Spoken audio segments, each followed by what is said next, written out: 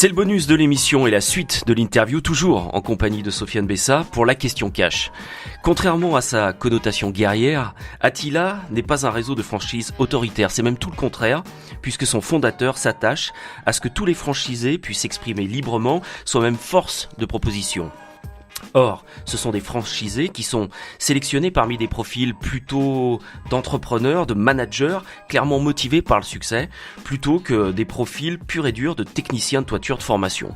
Alors finalement, on peut quand même se poser une question, comment s'assurer en l'état de la cohérence, de l'homogénéité des compétences au sein de ce groupe toujours en expansion ?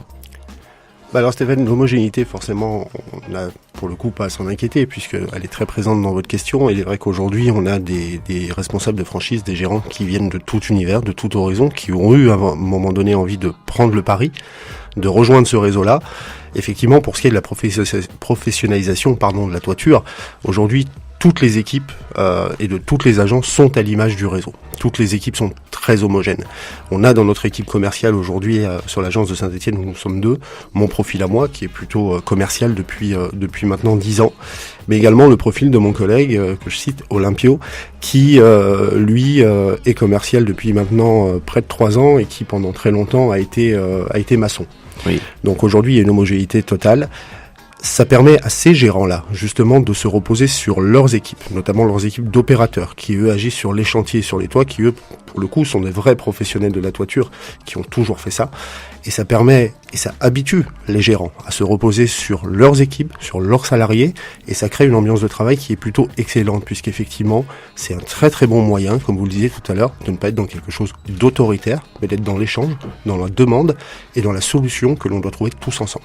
Est-ce qu'il y a des temps d'échange organisés entre tous les franchisés, des temps de rencontre, j'imagine ? Il y a des temps de rencontre aujourd'hui au niveau du réseau, notamment à tous les niveaux, de l'assistante en passant par les commerciaux, les opérateurs et les gérants. On a des séminaires, on a des moments de rencontre les uns avec les autres. Vous-même, quelles sont vos contraintes de formation ? On n'a pas de contraintes de formation, mais le réseau, par son propre centre de formation interne qui se trouve à Montargis, près du siège, propose de manière quasi systématique des formations à l'ensemble des franchisés qui ont la liberté ou non d'y inscrire l'un ou de leurs salariés.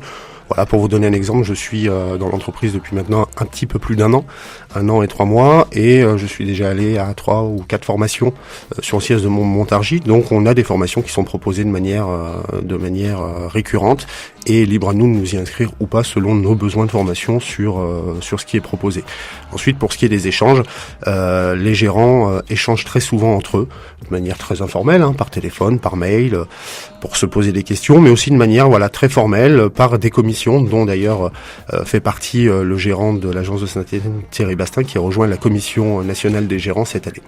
D'accord, donc pour vous, le groupe avance et marche comme un seul homme. Le groupe avance comme un seul homme, il se structure comme un seul homme, et ça nous permet aujourd'hui de construire un seul homme, mais tout en étant les uns et les autres très différents, en discutant ensemble. Et toujours cette pleine expansion, pas d'inquiétude non plus par rapport à cette croissance constante ? Non, pas d'inquiétude, parce qu'aujourd'hui la maison mère du réseau Attila grandit au fil du temps et grandit en même temps que le réseau. Effectivement, le fondateur du réseau va lui aussi chercher des personnes qui ont des expériences que lui n'a pas, parce que je crois qu'il faut garder une certaine humilité quand on a créé quelque chose qui grandit et qui grossit, et de se dire qu'à un moment donné on n'est plus forcément capable de le faire tout seul, et qu'il faut aller chercher d'autres compétences ailleurs, et c'est ce qu'il est en train de faire. Donc la maison mère qui gère le réseau grandit en même temps que le réseau, et c'est pour ça que sur la pérennité de la croissance, on n'est pas inquiet.